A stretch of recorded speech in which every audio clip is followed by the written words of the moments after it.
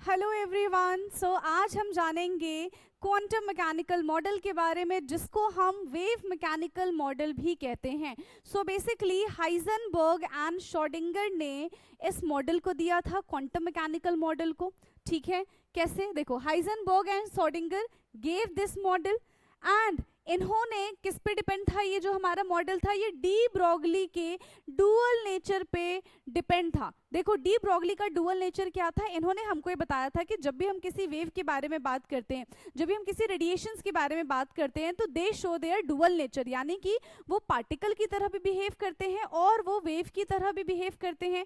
ये बात हमको नील बोहर ने नहीं बताई थी।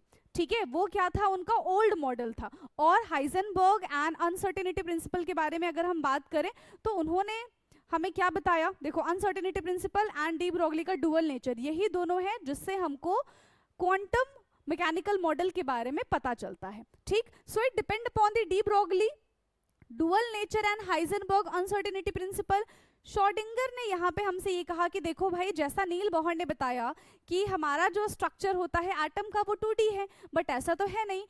एटम का जो स्ट्रक्चर होता है वो 3D होता है। और अगर जो एटम का स्ट्रक्चर 3D है तो इलेक्ट्रॉन किस किस डायरेक्शन में घूमेंगे? इलेक्ट्रॉन एक्स एक्सिस में भी घूमेंगे, इलेक्ट्रॉन वाई एक्सिस में भी घूमेंगे एंड इलेक्ट्रॉन जेड एक्सिस में भी घूमेंगे। तीनों की तीनों एक्सिस में इलेक्ट्रॉन का रिवोल्यूशन होगा। राइट, सिर्फ ऐसे ऐसे इलेक्ट्रॉन नहीं घूमेंगे, वो ऐसे ऐसे भी घूमेंगे, वो इधर से भी जाएंगे। तीनों एक्सिस, तीनों डायरेक्शन में इलेक्ट्रॉन का एक्सिस रहेगा। तो उसके बेसिस पे श्रोडिंगर ने हमें एक इक्वेशन दिया है, और वो इक्वेशन क्या है हमारा?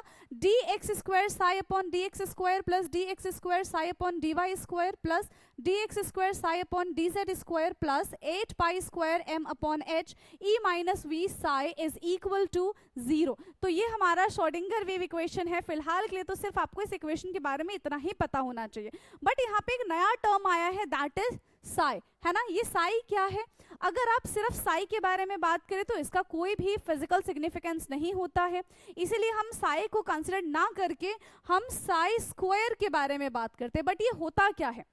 साई हमको बताता है कि एक एटम के अंदर इलेक्ट्रॉन के मिलने की संभावना कितनी है। ठीक है, ये हमको क्या बताता है? Probability of finding an electron in an atom. So I hope कि ये शॉर्ट्स आपके लिए यूजफुल रहा होगा। Thank you for watching.